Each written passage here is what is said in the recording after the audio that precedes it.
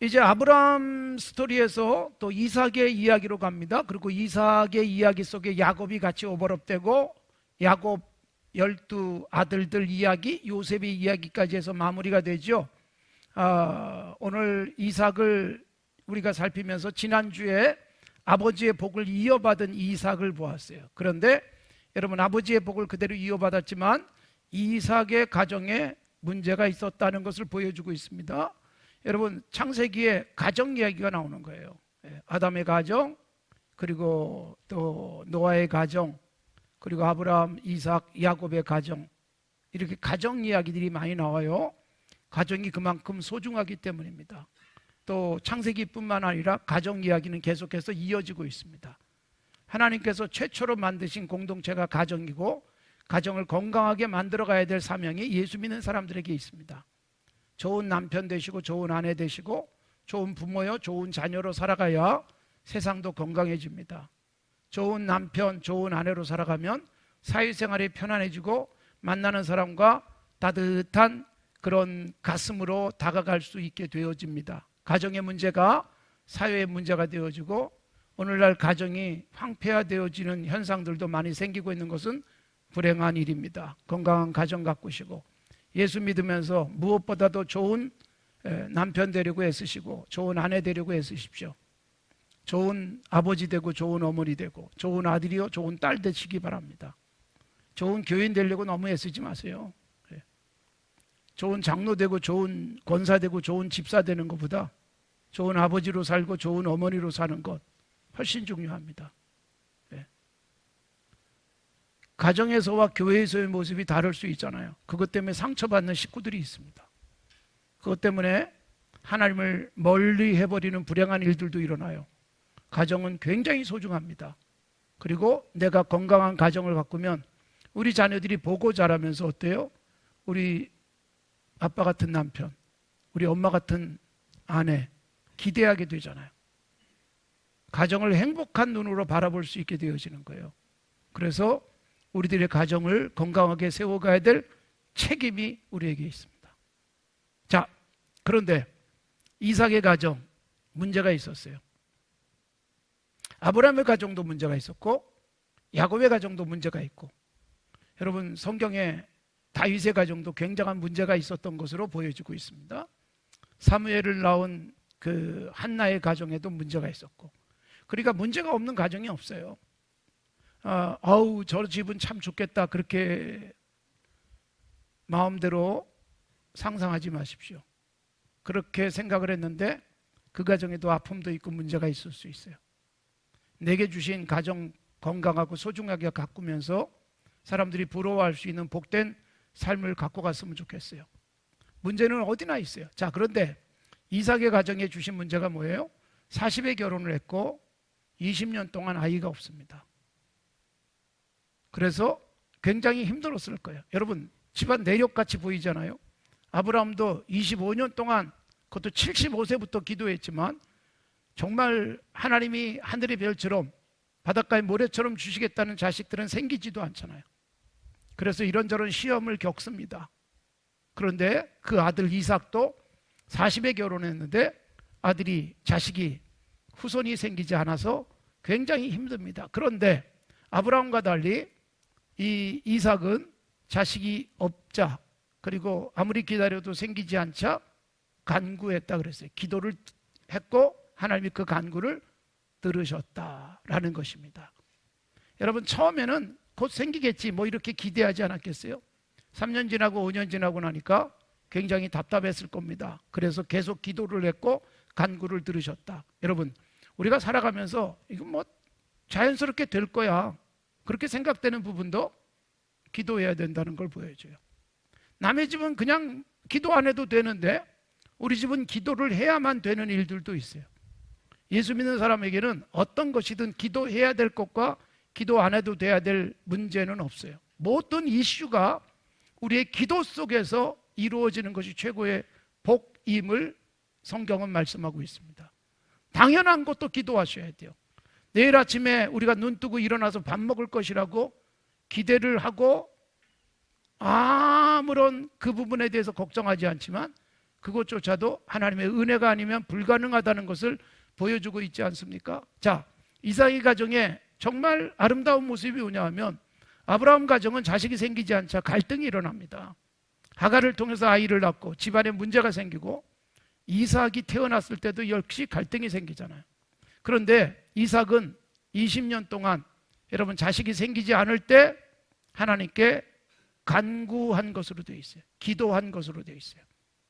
그러니까 고대 세계에서 자녀가 태어나지 않으면 대부분 다 아내 탓을 합니다. 자녀를 낳는 여성에게 책임을 돌리는 일들이 있어요. 그런데 여러분 이 집안은 하나님께 기도했습니다. 하나님께 간구했고 기도를 통해서 문제가 해결되는 거예요. 여러분 우리 가정에 이런저런 문제가 있을 수 있지만 그런 문제가 갈등으로 비화하지 않을 수 있는 문제가 있지만 그것이 가정을 허물어뜨리지 않을 수 있는 비결은 기도하는 것입니다. 하나님의 개입을 기대하시기 바랍니다. 부부 사이에 하나님이 개입하시고 부모와 자녀 사이에 그리고 가족 구성원 사이에 하나님의 개입을 위해서 기도하셔야 돼요. 아들이 생기지 않고 딸이 생기지 않고 자녀가 나오지 않고 얼마나 힘들겠어요. 갈등하지 않고 기도했습니다. 기도를 통해서 하나님이 역사해 주시는 모습을 보게 됩니다. 얼마든지 문제가 있을 수 있어요. 그러나 기도하면서 하나님께서 새로운 방법도 주시고 다른 길도 열어주시고 생각지도 못했던 역사를 하실 수 있다는 것을 분명히 기억하며 살아가기를 바랍니다. 21절 이삭이 그 아내가 임신하지 못함으로 그를 위하여 여호와께 간구했다. 아내가 임신하지 못하니까 아내를 위해서 기도하잖아요. 그리고 그 간구가 쌍둥이가 태어나는 놀라운 열매로 나타나게 된 것입니다. 사랑하는 성도 여러분, 우리들이 때로는 아무리 기다려도 안 되는 일들이 있어요. 당연한 것들도 그때마다 기도하시면서 하나님께서 역사하심을 바라볼 수 있기를 바랍니다. 기대하시기를 바랍니다. 우리들이 부부간의 문제, 자녀들의 문제, 가정의 온갖 문제들 앞에서 우리는 갈등하고 다투며 가정이 파괴되는 현상들도 생겨날 수 있지만 부딪히지 마시고 기도하고 웃음의 그 날을 바라보시기 바랍니다. 사실 자녀 때문에 생기는 문제도 정말 많잖아요. 그래서 자녀와 부모의 갈등들이 상당히 많이 나타나는데 자녀들의 성장 과정 속에서 갈등들이 있을 수 있어요. 그때마다 하나님이 내게 보내주신 최고의 선물이라고 생각하시고 견디셔야 됩니다. 기도하셔야 됩니다. 하나님께서 때가 되면 웃게 하실 날이 반드시 있을 줄로 믿습니다. 무슨 일이든지 그냥 되지 않습니다. 부부가 여러분 결혼을 해서 갈등이 있을 수밖에 없어요. 그걸 견디고 기도하고 그리고 어느새 내가 당신에게 맞추기 시작하면서 건강하고 행복한 가정을 이룰 수 있습니다. 대부분 부모님이 기준 세워놓고 자녀들이 부모의 기준에 맞추기를 원하고 대부분 부부가 자기 나름대로의 기준을 가지고 그리고 배우자가 자기에게 맞추기를 원하니까 생기는 문제들이 많습니다. 내가 자녀들에게도 잘 맞춰줄 수 있는 세대 차이가 나지만 좋은 부모가 돼야 되고 내가 내 배우자에게 잘 맞춰주는 건강한 하나님의 사람들로 살아야 되는 것입니다. 자, 이렇게 아내를 위해서 기도했는데 20년 만에 아이가 태어나게 됩니다. 기다리던 아이가 태어납니다. 자, 여러분 하나님께서 때로는 기다리게 하실 때가 많이 있습니다. 아브라함도 25년을 기다렸고 그리고 이렇게 100세에 태어난 이삭도 아이가 주어질 때까지 기다렸습니다. 마냥 기다렸습니다. 하나님께서 야 20년만 기다려 내가 줄게 그런 답도 없었어요. 아브라함에게는 하늘의 별처럼 많아지겠다는 약속이나 여러 차례 주셨죠. 이삭에게는 없어요. 그런데 이삭은 어떻게 해요? 꾸준하게 기도하는 거예요. 1년, 3년, 5년, 10년 그리고 20년 그렇게 기도한 거예요. 그러니까 우리가 기다려야 될 땐 기다려야 됩니다. 급하다고 지금 밥이 다 돼가는데 뚜껑 열면 김샐 뿐입니다. 김새지 않게 하십시오. 그래서 아브라함의 경우 정말 미리 뚜껑 열었다가 밥이 망가진 케이스인 거예요. 기다리게 하실 때 기다리십시오. 여러분 때로는 하염없이 기다리기도 하고 기다렸는데 생각도 못했던 다른 것들이 우리에게 오기도 해요. 기다렸는데 내가 여유 있게 시간 잡고 기다렸는데 또 빠를 수도 있어요. 내가 기다리며 구했던 것과는 전혀 다른 새로운 선물을 누릴 수도 있습니다.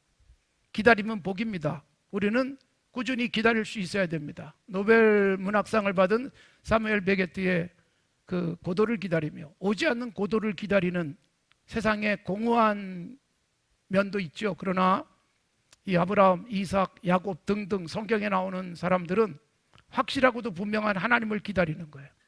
공허한 기다림이 아니에요. 이러다가 뭐 안 되면 할 수 없지, 그런 것이 아니라 하나님께서 반드시 하실 것을 기다리고 있는 바로 이 믿음의 사람들의 모습을 보여주고 있습니다. 하루 종일 기다렸는데 저녁에 웃음이 올 수도 있고요. 몇 년 동안 기도했는데 10년 후에 우리에게 즐거움이 올 수 있습니다. 심지어 여러분, 내가 기다리다가 그냥 천국에 갔는데 내가 기다리던 그것을 우리 자녀들에게 주실 수도 있다는 것을 기억하십시오. 내가 스케줄 정해놓고 하나님 보고 내 스케줄에 맞추라고 하지 마십시오. 하나님의 스케줄이 있습니다. 내가 정해놓은 스케줄대로 되지는 않습니다. 그래서 하나님의 스케줄에 맞춰서 기다리게 하시면 기다리고, 그리고 웃게 하시는 그때까지 우리들이 하나님을 바라보고 살아야 된다는 것을 아브라함을 통해서 분명하게 보지 않았습니까? 우리의 시간 개념과 하나님의 시간 개념이 다를 수 있어요.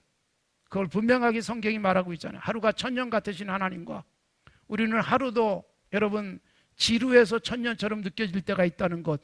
그래서 하나님 앞에서 건강한 시간 개념을 가지세요. 하나님의 시간을 읽어낼 수 있어야 돼요.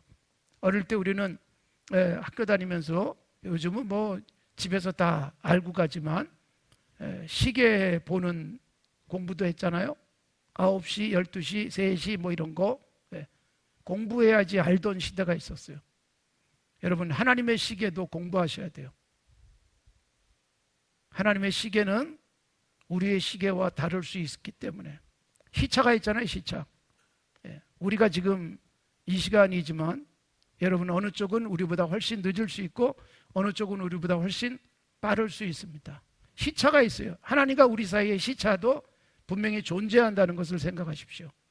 세상에서의 시차는 잘 극복하면서 하나님과의 시차는 적응 못하며 살아가는 경우들이 있어요. 그래서 하나님과의 시차 극복하기 중요한 부분이에요. 아브라함은 20년을 하루처럼 25년을 기다리다가 결국 시험에 들고 말지만, 이삭은 20년을 꾸준히 기다리다가 귀한 쌍둥이를 얻게 됐습니다. 자, 보세요. 쌍둥이 누구예요? 야곱, 에서라고 우리가 흔히 부릅니다. 사실은 순서대로 따지면 에서와 야곱이죠. 에서의 이름은 불다라는 뜻에서 왔어요. 그래서 에서의 별명이 에돔, 불다라는 에돔이 에서의 별명이 된 거예요. 그리고 야곱은 둘째로 태어났습니다. 아마 뱃속에서도 싸웠다 그랬으니까 먼저 나가려고 다투는 그런 일들을 성경이 재미있게 그려주고 있습니다. 그래서 이름이 야곱이 되어집니다. 자, 여러분, 우리가 여기서 한 가지 중요한 것을 보게 됩니다. 사실 잘 이해가 안 되는 부분이기도 하고 의문을 가질만 하고, 이런 부분에 대해서 제게 컴플레인을 하시는 분들이 계세요. 하나님 왜 이러시냐. 그런데 그건 하나님만 아시는 부분이에요. 그게 뭐냐 하면 에서와 야곱이 뱃속에서 둘이 다투고 있어요. 너무 태동이 심해가지고 기도합니다. 22절에 나오죠. 그 아들들이 그의 뱃속에서 서로 싸우는지라 그가 이르되, 자기 뱃속에서 싸우고 있으니까 리브가가 하나님 앞에 묻게 됩니다. 여호와께 묻자온데 23절 하나님께서 답을 주셨어요. 두 국민이 내 태중에 있다. 두 민족이 내 뱃속에서부터 나뉠 것이다. 그래서 쌍둥이임을 확인해 줬습니다. 요즘이야 쌍둥이인지는 병원 가서 초음파로 확인하지만 하나님께서 이렇게 그 옛날에 스캔을 해주셨어요. 둘이 있다는 것을 하나님이 보내셨으니까. 그리고 그들의 앞날까지 예고를 해주세요. 하나님의 스캔은 뱃속에 있는 쌍둥이만 우리에게 읽게 해주신 것이 아니라 미래까지 읽게 해주셨어요. 그래서 무슨 말씀을 하세요? 큰 자가 어린 자를 섬길 것이다. 그러니까 먼저 태어나는 것 형이잖아요. 장남이잖아요. 그런데 뒤에 태어나는 작은 자가 오히려 크게 될 것을 말씀을 하시는 거예요. 그래서 큰 자가 오히려 작은 자를 섬길 것이다 라는 예고를 하셨고, 이것을 여러분 얼마나 굉장히 깊이 가슴속에 새길 수 있었을까. 그런데 뒤에 가면 이것들이 문제가 생기는 모습들을 우리가 또한 볼 수 있습니다. 자, 두 아이가 태어나가지고 야곱은 훨씬 착하게 살았다든가, 야곱은 훨씬 선한 열매들을 많이 맺었다든가, 부모에게 효도했다든가, 그래서 복받고, 또 에서는 영 부모 마음에 들지 않는 모습으로 살았다든가, 그렇기 때문에 복이 임하지 않거나, 그랬다면 우리가 그렇게 큰 의문을 가질 필요가 없어요. 아직 태어나지도 않았어요. 뱃속에 있어요. 뱃속에서 둘이 싸우는 거 보니까 둘이 다 똑같아요. 사람이 어디서 어디까지 얼마나 다르겠습니까? 그런데 뱃속에서부터 싸우고 있는 어린아이들, 사실 여러분, 그래서 시편 51편에서 그렇게 말하잖아요. 부모가 나를 죄악 중에 잉태하였나이다. 우리는 어머니 뱃속에서부터 죄인으로 태어나는 거예요. 그렇기 때문에 갈등하고 다투는 거예요. 어머니 뱃속에서부터 다투다가 이 땅을 떠날 때까지 다투다 갈 수 있어요. 그래서 우리가 예수 그리스도를 받아들여서 다툼 없는 인생을 살아가기 위한 노력을 하고 있는 것입니다. 자, 이렇게 뱃속에서 두 아이가 다투는데 물어요. 너무 힘드니까. 태동, 이게 굉장히 힘들었던 모양이에요. 저도 아이를 가져본 적이 없으니까 태동은 느끼지 못했지만, 아내의 뱃속에 있던 아이가 얼마나 뛰는지 저도 만져보면서 깜짝 놀란 적이 있어요. 배가 불룩불룩 막 움직이는 모습들. 그게 생명력이더라고요. 신비하게 느껴졌어요. 이 자식이 나오면 얼마나 뛰려고 그러나, 그런 생각도 했습니다만, 여러분, 쌍둥이가 뱃속에 있는데 너무 움직이니까 견디다 못해서 하나님께 묻습니다. 그러자 하나님이 하신 말씀이란 말이에요. 큰 자가 작은 자를 섬기겠다. 자, 나오지 않았잖아요. 아무것도 하지 않았잖아요. 그런데 하나님이 누구에게 은혜를 주시는 거예요? 야곱에게 은혜를 주십니다. 그래서 신약 성경도 하나님께서 야곱을 사랑하셨다 그렇게 돼 있어요. 조금 불만스럽지 않아요? 아니, 왜 에서는 뱃속에서부터 제끼시나? 이게 사실은 설교라는 저로서도 굉장히 큰 숙제이기도 해요. 아니, 둘이 나와가지고 사는 것 보고 이 녀석 복 받을 만하다, 그래서 복을 주셔야 되지 않겠어요? 그런데 그렇다면 우리가 받는 모든 은혜는 은혜라고 표현이 안 되는 거예요. 은혜가 무슨 뜻이냐면 선물이에요, 선물. 은혜가 카리스마 이렇게 언어가 이어지게 됩니다. 그러니까 내가 거부할 수 없도록 하나님이 그냥 주시는 선물이에요. 세상의 선물은 내가 거절할 수도 있고 수치를 거부해버릴 수도 있어요. 그러나 하나님이 주신 은혜는 거절을 할 수가 없기 때문에 이걸 은혜, 그래서 카리스마 이런 단어가 나온 거예요. 하나님이 강력하게 주시면 받을 수밖에 없는 거예요. 그러니까 여러분, 우리가 똑똑해서, 우리가 잘나서, 우리가 하나님을 잘 섬겨서 복 받는 게 아니에요. 내가 누구보다도 뛰어나서 예수 믿고 구원 얻은 게 아니라는 거예요. 이미 창세기부터 은혜가 강조되잖아요. 은혜. 그 은혜가 강조되고 있는 가장 중요한 사건이 6장에 나오는 노아의 이야기입니다. 노아는 여호와께 은혜를 입었더라. 이것이 노아의 족본이라. 노아는 의인이요 당대의 완전한 자라. 그가 하나님과 동행했다.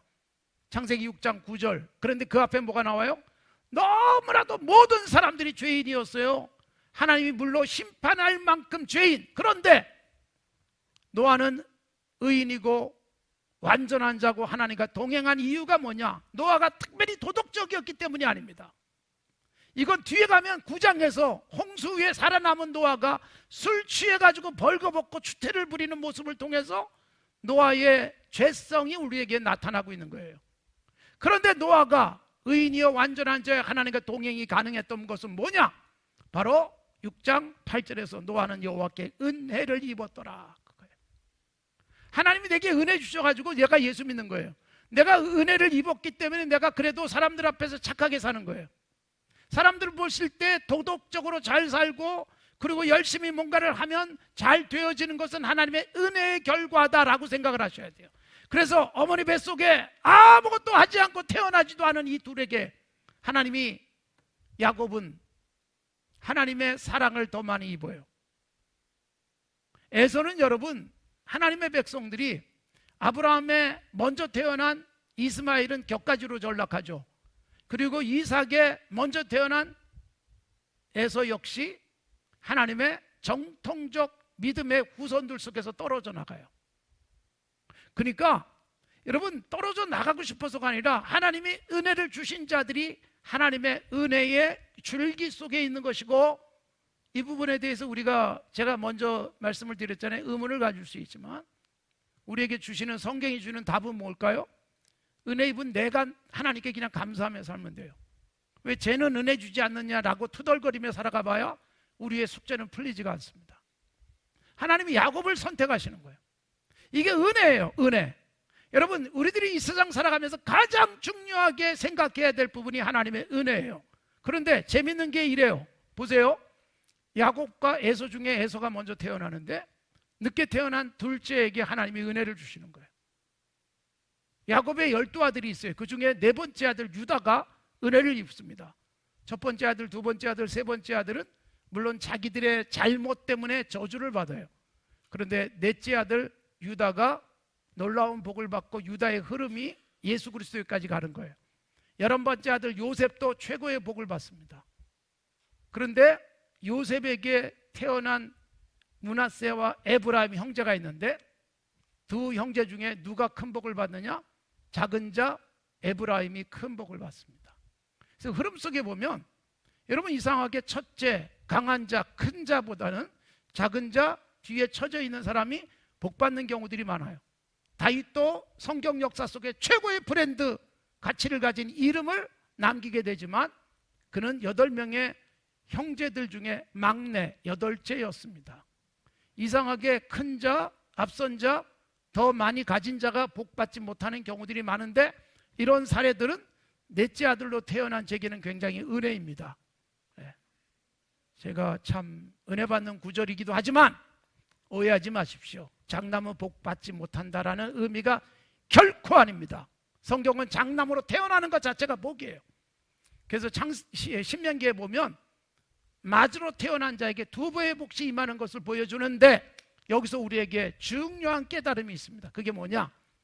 결국 여러분, 내가 첫째, 내가 힘이 세고 내가 똑똑하고 내가 누구보다도 많이 갖고 나는 태어나면서부터 온갖 재능을 다 가진 것 때문에 하나님께 감사하고 살며 하나님 이거 아름답게 쓰고 싶습니다 라면 하나님이 크게 쓸 수 있는 길을 열어주실 거예요. 아까 제가 은혜라는 국면과 혹시라도 충돌한다고 생각하지 마십시오. 사람에게 그런 현상들이 있습니다.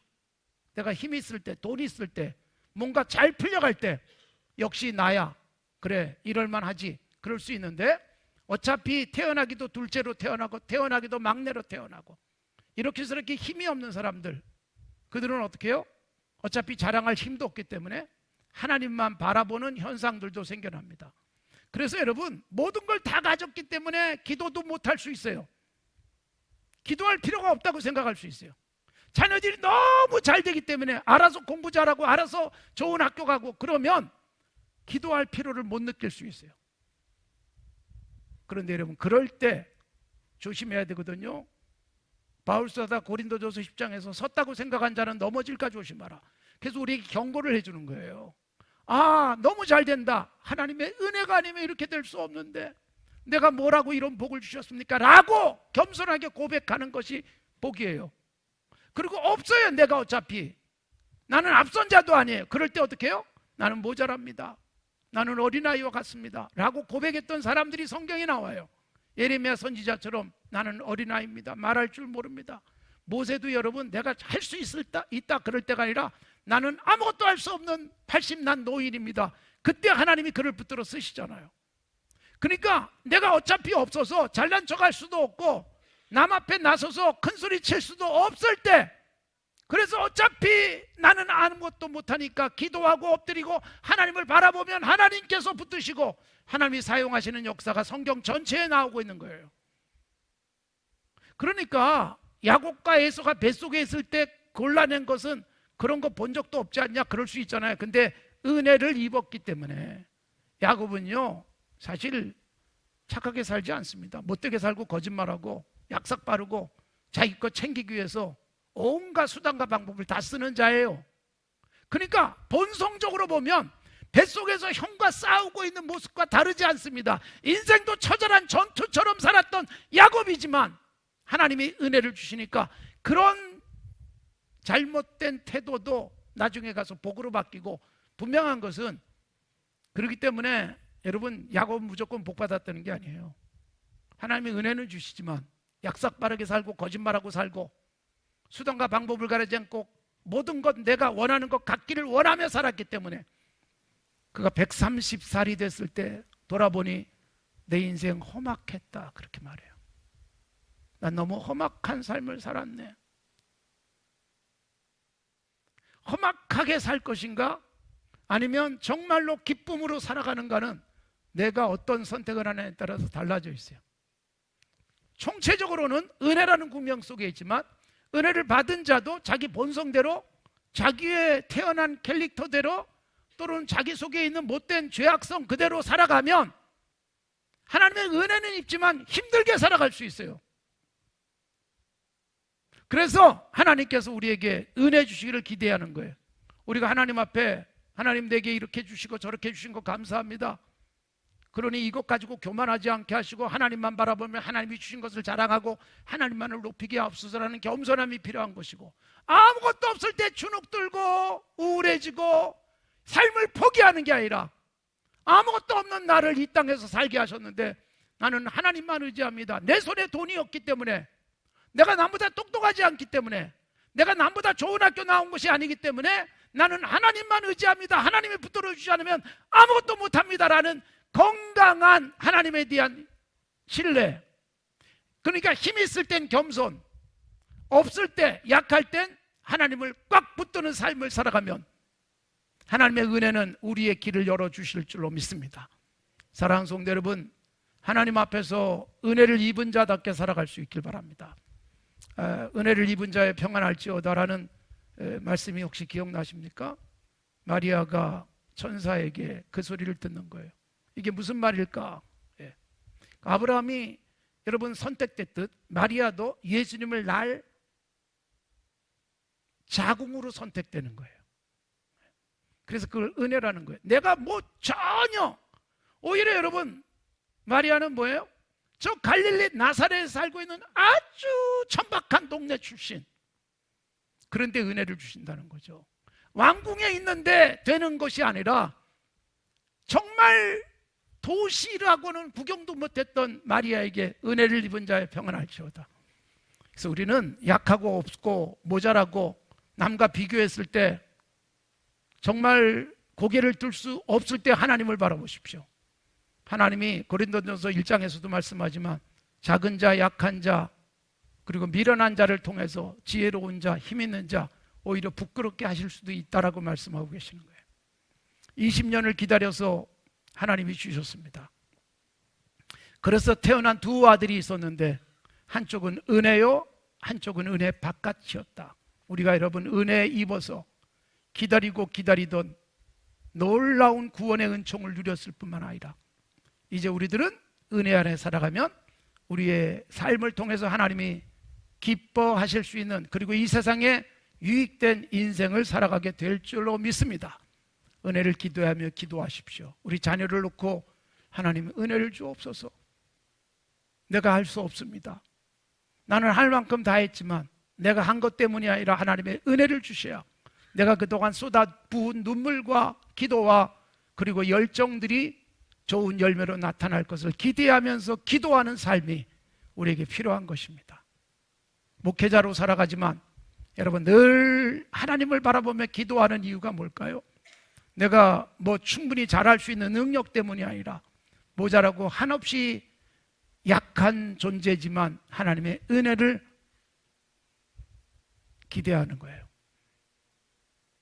은혜 때문에 저는 1995년 첫날부터 시작해서 30년째 사역을 하고 있는 거예요. 은혜 때문에 제 앞길도 하나님께서 책임져 주실 것을 기대하며 살아가고 있습니다. 기다리시고 은혜를 바라보시기 바랍니다.